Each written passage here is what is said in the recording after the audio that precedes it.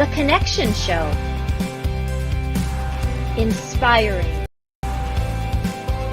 hope, health, healing. Sponsored by Brave Heart Workshops. Live with Jill Reynolds. Subscribe to our YouTube channel. Like our page. Share it. Subscribe to it now and click the bell so you don't miss any of our upcoming shows. The Connection Show, inspiring hope, health, and healing, sponsored by Braveheart Workshops, live with Jill Reynolds. And joining me today from Oklahoma is Vidar Ligard. Welcome to the show. Thank you so much. It's an honor to be with you here, Jill, on the Connection Show.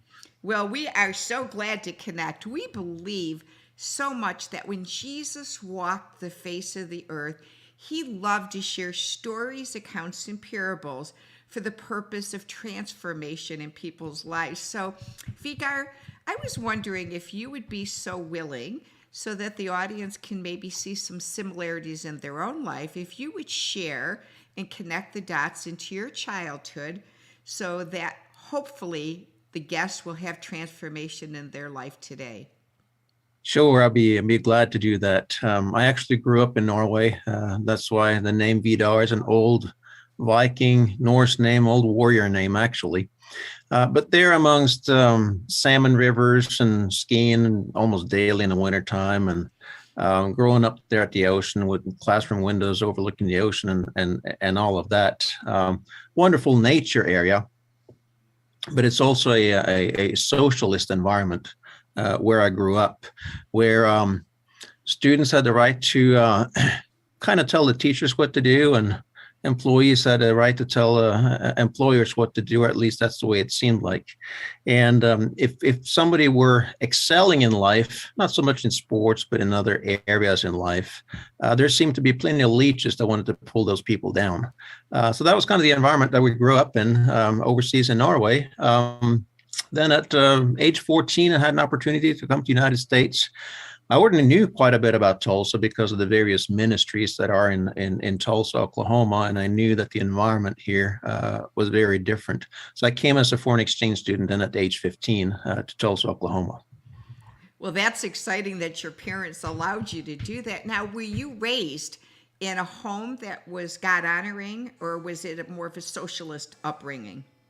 No, the home I grew up in, lots of deacons, missionaries. Actually, my uncle planted the first missionary church on the island of Malta. My wife's uncle was a missionary in the Congo for years. So it was definitely a Christian upbringing where we were not taught these principles that society was trying to teach us. And so I knew from early on that there is a better way to build society, one where if you want to excel, if you want to produce something, that would be encouraged. And what was the family like that you had the privilege of being able to move in with as a foreign exchange student? What was that like? Well, it's definitely a cultural experience in that, Europe is the Western world, America is the Western world, but there's still plenty of cultural differences. And honestly, at age 15, I only had about 4 or 5 years of book English. So I did well in the classroom because I could read and write the board, could read and write school books. But conversational English was a huge challenge. And so it was 4, 5, 6 quite challenging months adjusting to what's up instead of how do you do, or the Oxford version of that. And what was it, a Christian family that you lived with when you came to Tulsa? Yes, I went to Billy Joe's Victory Christian School, and so Victory Christian Center, they placed me in one of their church families as a host family. So it was a great environment to grow up in, or transition to there as well. Yes. And so what were you there from like 15 till 18 until you went off to college? Were you there that long? Yes, I went to high school for a couple of years, graduated, and then I went to Kenneth Hagin's Rhema Bible Training College in Tulsa, Oklahoma, and also Oral Roberts University. And so I spent quite some years in Tulsa studying and preparing for the missions field. And where the family you lived with, did they have other children too that became almost like brothers or sisters to you? Yeah, there was a brother. They had one son and one daughter, which, yeah, you're right. They became like family, like siblings to me when I was there with them. Wow. Absolutely. Well, that's exciting. So, now, how did you meet your wife then?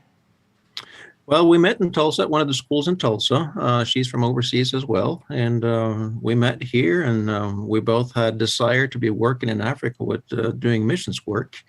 And so we met, got married, and then we started Safari Mission. And is your wife also Norwegian, from Norway? Yeah, she is. She is. And you didn't know each other in Norway, huh? No, we're actually from the same county. Never met over there. Wow. It's a very similar background, but met in Tulsa and continued our journey together from there. What a small world that God brought you together all the way across the globe, and you were almost neighbors as children growing up. Yeah, he's got a sense of humor. It's funny. We both had to come to Oklahoma to meet. So, although we grew up 30, 40 miles apart or something like that. No, that's amazing. So let's talk about your both of your heartbeats for missionary work and a little bit more about what that missionary work has looked like for both of you. Yeah, so both of us from an early age, we knew that we were going to be working in Africa. I didn't know exactly what that would entail or what that would look like. That kind of evolved as the training years progressed. But even from an age of 6 years old, any documentary I could find about Africa, I would watch it and, try to study the culture and get an understanding for the needs and so forth. And my first trip was to Kenya in 1999. And I spent a month just studying the culture, studying the church landscape, what's been done, what are the needs and that kind of a thing. And from there, the leadership program that we have today with SafariMission.org kind of evolved from there. Well, that's beautiful. As a little girl growing up, I always used to watch Roy Rogers and Dale Evans, and they had a big, huge farm, and they adopted children from all over the world. And I remember as a little girl just thinking, God, that's something I'd love to do, have all these little children from all over the world be my kids. I never had that happen, but it was something. And so even the backdrop here, the virtual backdrop that I had found from you, talk a little about these amazing little kids I see in the background and just what it's like to be able to be alongside of the kids and the families. Yes. The first time, 1999, I went and visited one of the slums there. And of course, coming from a Western world, you're seeing so many impressions that you've never seen in your life. Maybe you've seen a few things in a documentary, but being there, hearing the stories, seeing the smells, getting to know some of the heartaches and things that they've gone through, very difficult emotionally to go through all of that. And then realizing if you're going to work with this effectively, you have to be emotionally engaged, but you can't be emotionally traumatized to the point that you can't help them effectively. And so that was kind of a process to go through that because it was very, very heartbreaking. Was it hard for you and your wife not to want to bring a bunch of kids home and adopt them? I'd want to be adopting all these children. It would be so hard for me. Yeah, I don't know that for us, and I know for many, that's a conversation that would be stricken from there. For us, it was more of thought of, okay, we need infrastructure, we need all these institutions so we can help build society here. Mm-hmm. And that was a very interesting journey over time because we noticed that if we would go into some area, I remember one village, and I was told I'm the first foreigner ever to sleep in this village. And they didn't have beds. They were able to locate somehow one bed. I'm 6'4", and this is a 5-foot bed, and my feet were hanging off of a tomato crate that night, and they had, found the one bed in the village that they did have. But they would slaughter the best they had, goats, chickens. I mean, I had delicacies in their world for breakfast. Mm-hmm. And so they would treat visitors, and typically Africa is very hospitable like that. But I noticed in areas where there had been a lot of missionaries, that hospitality was not there in the same way. I noticed that they had gotten so used to handouts, where, you give somebody a pair of shoes, and that's wonderful with the pictures and the stories you can get from that. But it tends to be that person then is looking for somebody else to give him a coat, and 5 months later, the shoes, of course, are worn out, so now we're looking for new shoes. And then from there, we went into an area where the UN had set up a camp inside the Kenya side of the border, just across from South Sudan and the Darfur genocides and the various things that have been going on there. So they had the camp on the Kenya side of the border, and we're working with helping various pastors here. And not only were they not hospitable, not only did they expect us to pay for their meals like it's typical in areas where there's been a lot of missionaries, but they said, sure, you're welcome to come here and have a seminar, but we would expect a sitting fee. Because the UN is paying sitting fees for people to show up at their aids and their various seminars. And it became a very, very tough aha moment, to where you find out that you have to be very careful with these handouts, because they create a dependency syndrome. Isn't that kind of similar to what's going on in the United States now? There is no difference. No. And it's the same thing. I mean, we grew up with this kind of mentality, with the kind of background, political background that we grew up with, where you see that the more you give that is for free, the more people expect things for nothing.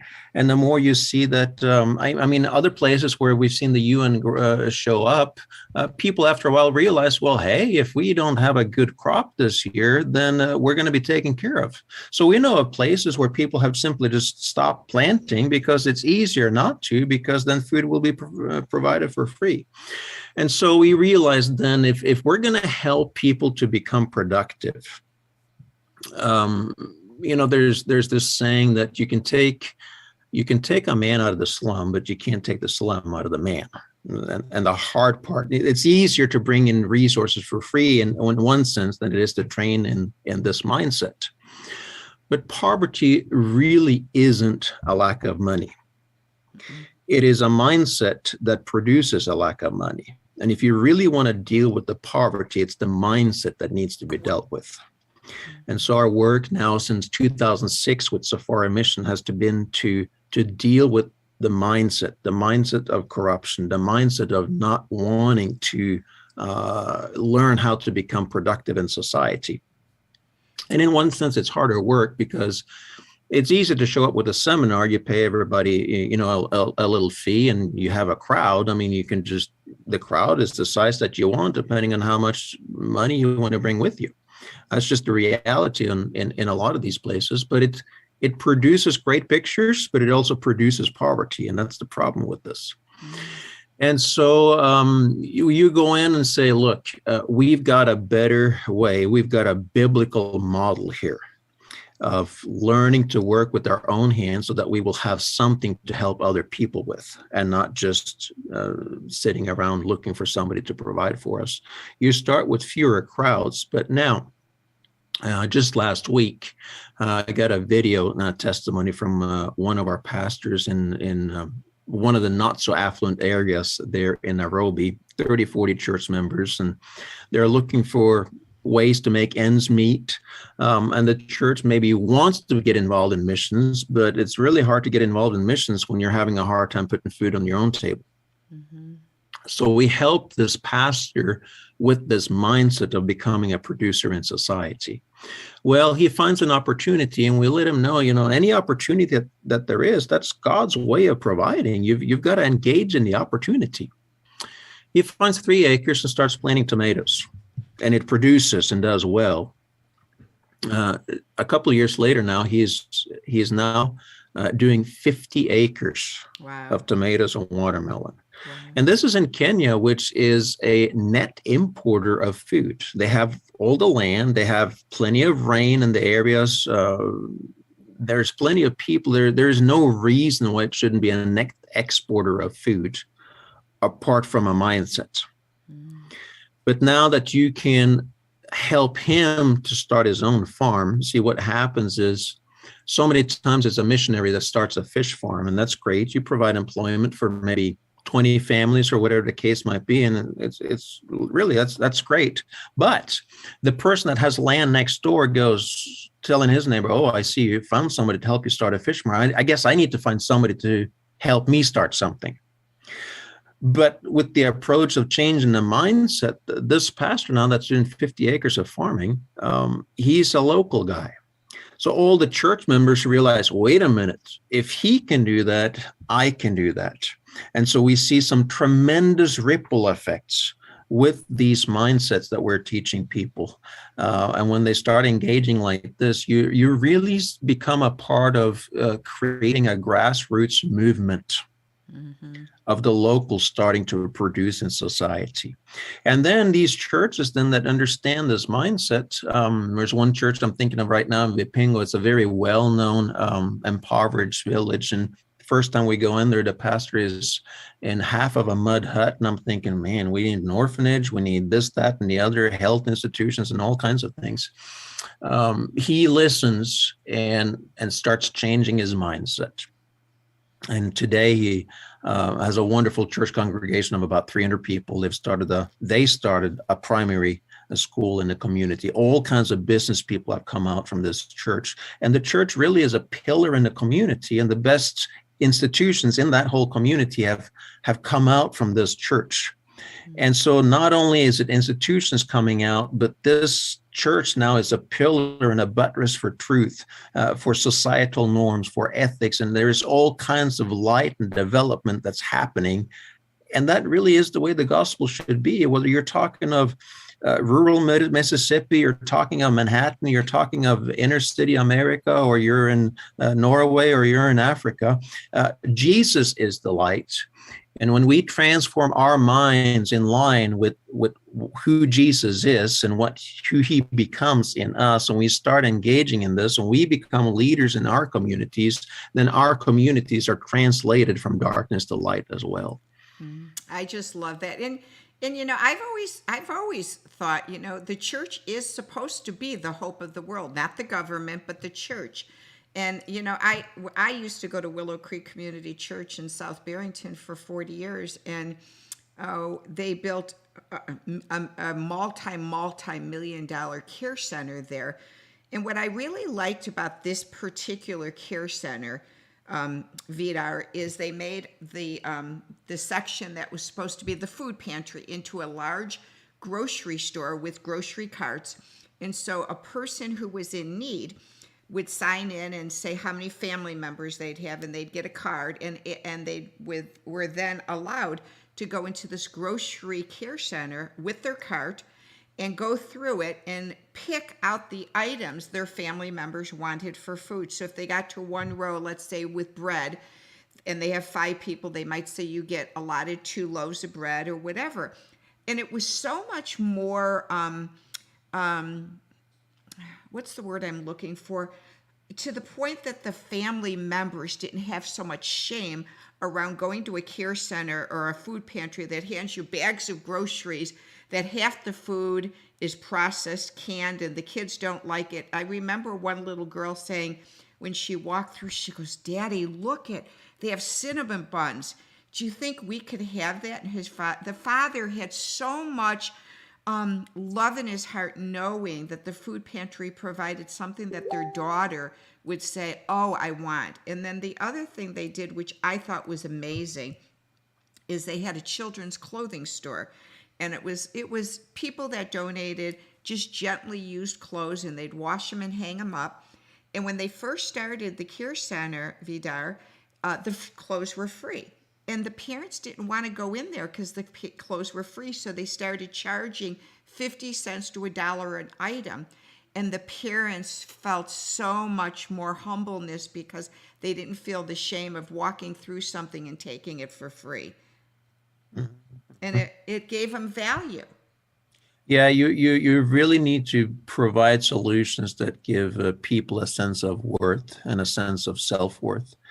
And sometimes, just giving away everything for free takes away that sense of self-worth. And it's in some cases it can be demeaning. Now, if you have a flood crisis or something else like that, that's a different situation. But the way you help people that have been in perpetual poverty is a little bit different from helping flood victims or fire victims or tornado victims or whatever the case might be. Because the parents want to feel like they can provide for their family. They don't want to feel shame around, I can't do this. And so when you give them that opportunity, it's so much more loving. So is your wife and you serving in other regions of the world, or just specifically as Safari Missions just in South Africa?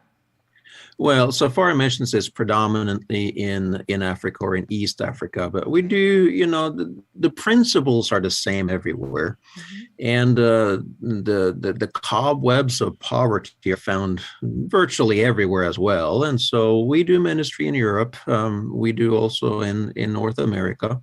And we train on the same principles. The last church services I've had here in the United States, I keep on getting testimonies of people getting involved in all kinds of different spheres where, the mindset was kind of, competing with neighbors and seeing who can have the best couch or the best car or whatever the case might be. We're so concerned about our own personal comfort versus growing society. So we get a lot of testimonies of people that have just been concerned about their families and their own needs, and now they're getting involved with politics. They're getting involved with parent-teacher associations, various things you can do to get involved in communities here in America as well.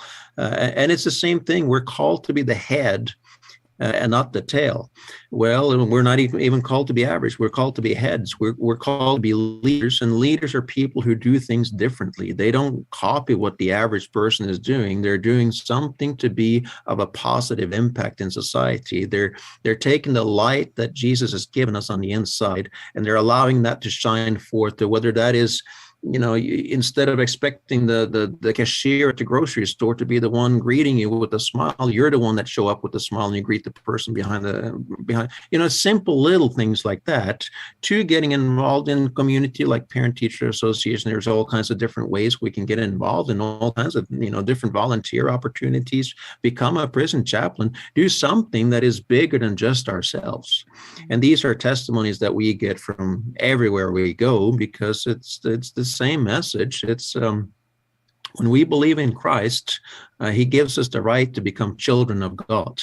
Well, that is, we're born into a different family. We're translated from the kingdom of darkness into the kingdom of his dear light, his dear son, which is the son of the light. And that should be something that permeates our whole entire being. And as we allow the word of God to renew our minds, we are going to walk different. We will do different. We will think different, and we do become producers in society. So that should be the results of the gospel everywhere that we go. So what's next? Tell me what's next with you and your wife. I know that you're here in Oklahoma now. And so Yes. Are you planning in the next 12 months, 6 months to go back and serve in Africa? Or are you based right now just staying where you are and doing things through Zoom? Or how does it work being here and then still continuing the ministry overseas? Yeah, so we oversee 40 team members overseas. No matter where we are in the world, we have a significant staff and team members, and we've been in East Africa for all of these years. I'll be back overseas here in a couple of weeks, doing a large conference there in Nairobi, Kenya. Now we've started working also in the Congo. We're now on a couple different radio stations, reaching 4 million people twice a week in the Congo. There's not a whole lot of news that have come out of the Congo, but 5 million people killed in the last 30 years. The worst humanitarian crisis in all of Africa is known to be in the Congo. This area is known as the rape capital of the world. And the stories we're getting from there, it's just too R-rated to be sharing in a public forum like this, with the atrocities and the terrible things that are happening. Honestly, what's happening in Ukraine today is horrible as well, but it's the tip of the iceberg compared to what we're dealing with in the Congo. But we are going in there because the principles that of the Word of God that has been proven all over the world are the same principles that will liberate the people that we are seeing there in the Congo as well. And so we've got a very significant project going on right now, where we are going into these eastern part of the Congo that has been so ravaged by wars over the years. We're training up local leadership for them to take ownership of their own society. And so we're taking team members from Kenya, going through the Uganda, and with Safari Mission, we're training up the Congolese to become producers in their own society, so that they don't have to depend on whatever the warlords or the UN is doing, but they can produce something with their own hands. They can have the hope that is in Christ. Families in different situations get turned around with that, and then they start producing something. And you have a grassroots movement of people coming up in society in these horrific areas that I wish I could share the details of the stories, but I just, you can't in a public forum. It's just too horrendous. Mm-hmm. But we've noticed one thing, that regardless of how thick the darkness is, the way you deal with darkness is you turn on the light. Mm-hmm. And darkness always flees when the light is turned on. And so we're going into the Congo right now, and that's the thrust of the new things that are going on with Safari Mission, and things we are very, very excited about.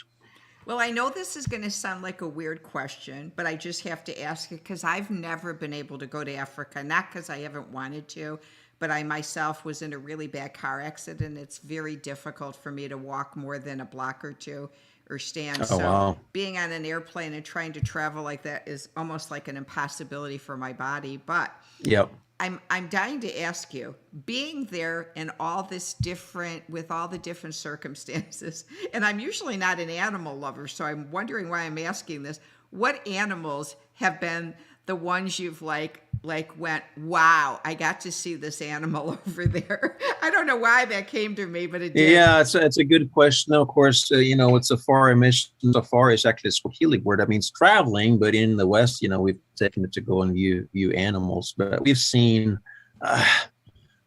every experience is different. It's like watching sunsets. Every sunset is a little bit different. And you got lions and elephants and rhinos and hippopotamus and all kinds of animals over there. And I had a friend that he was so taken up with Disney's Animal Kingdom, and going on and on about everything they're doing with the animals there and how awesome it is. And I said, you better come out to Kenya and I'll show you, and you won't care about Animal Kingdom after you come with us. And he kind of laughed at me, and I laughed at him until he came out, and I had the last laugh, because it's just something about seeing these animals out in the wild when they're healthy, and the fur is, you can tell just by their demeanor and everything that they're so much healthier than any kind of captivity that they can be in.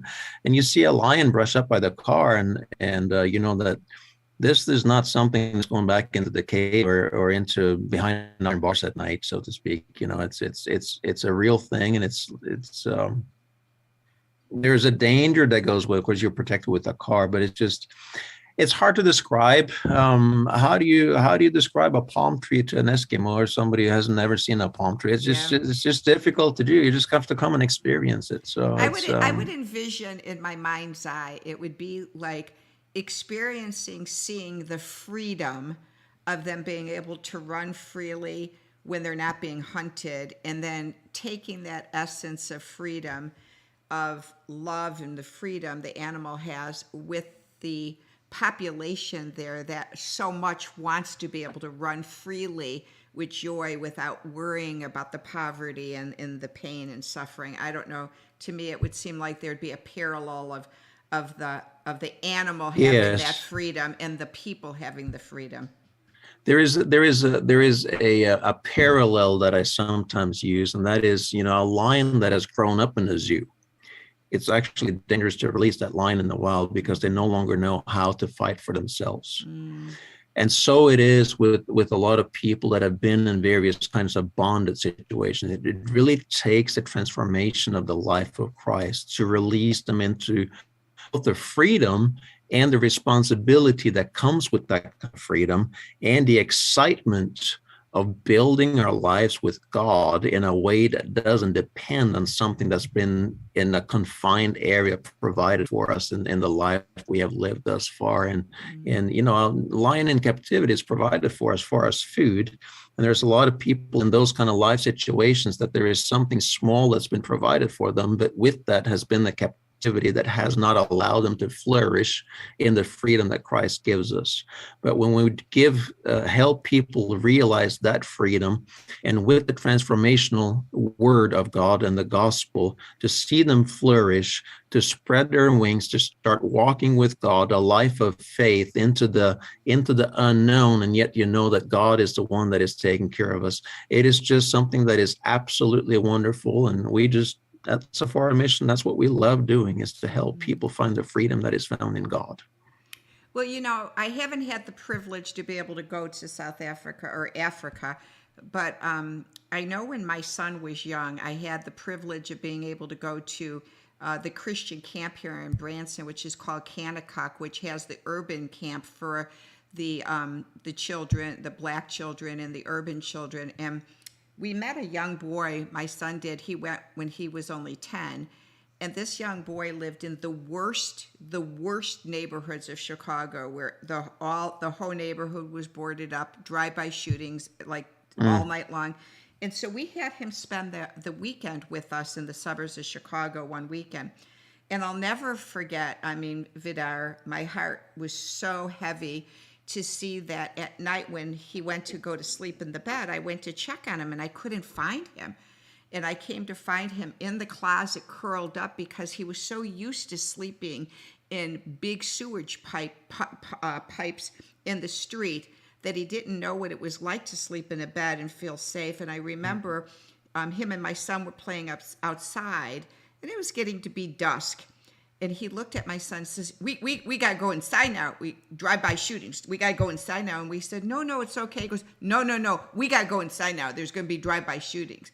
And just that essence of the fear this little boy had, and to see it in his eyes, to me, would probably maybe not be as great as what some children in Africa go through, but he lived in that war zone every single day of his life. Mm-hmm, mm-hmm, mm-hmm. And this was just in the streets of Chicago. Yep. Yeah, darkness can be found everywhere. Mm-hmm. And I'm familiar with Kanakuk. I know about the camp there in Branson as well. Great work that they're doing there. Mm-hmm. But there's all kinds of ways that we can take the life that's been given us. He came to give us life and give it to us abundantly.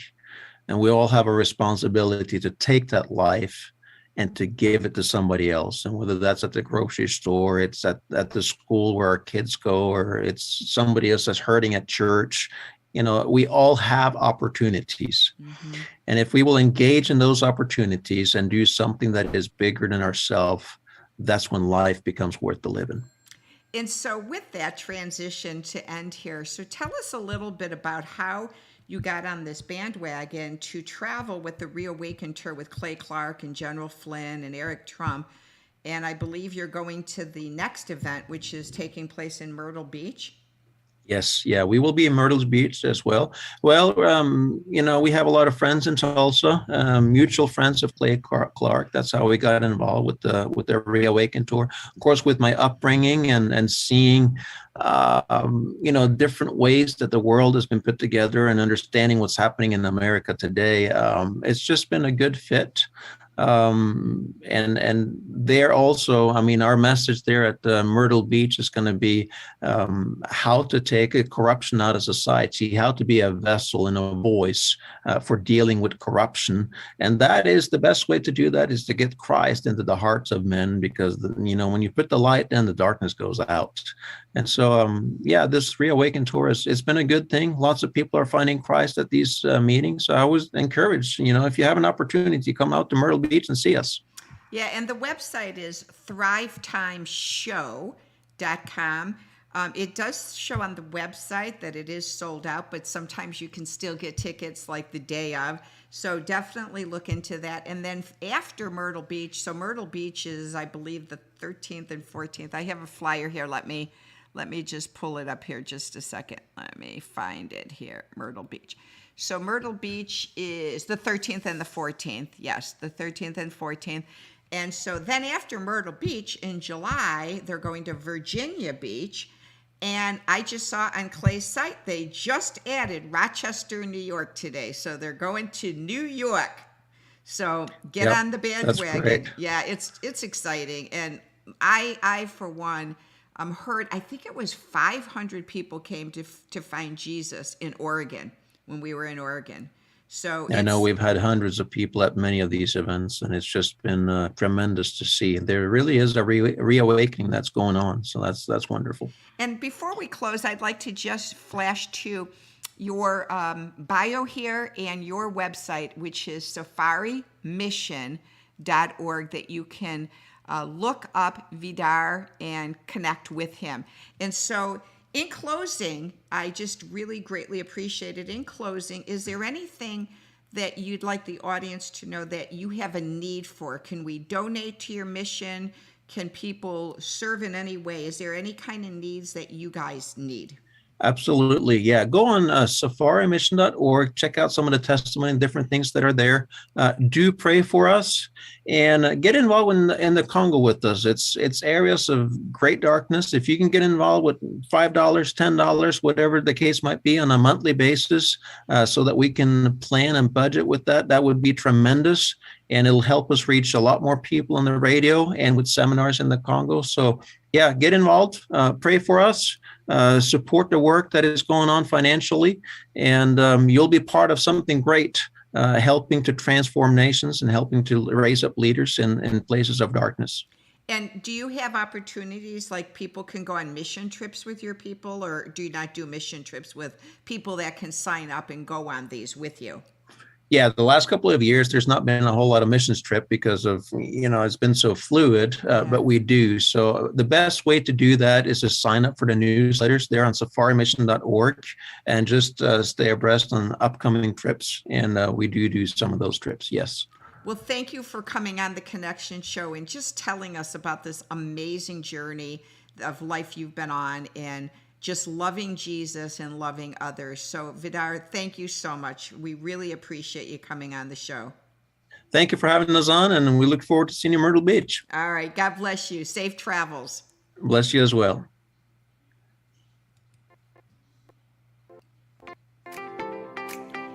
Thanks for joining us today on The Connection Show, where we bring you stories that will transform your life. The Connection Show would appreciate your support. Please go to either our Patreon page or our PayPal Me Now link today. We love our podcast show guests and appreciate our listeners and YouTube subscribers. Please go to our YouTube channel called The Connection Show and Braveheart Workshops and subscribe now. Remember to click the gray bell in the All tab so you don't miss any upcoming episodes.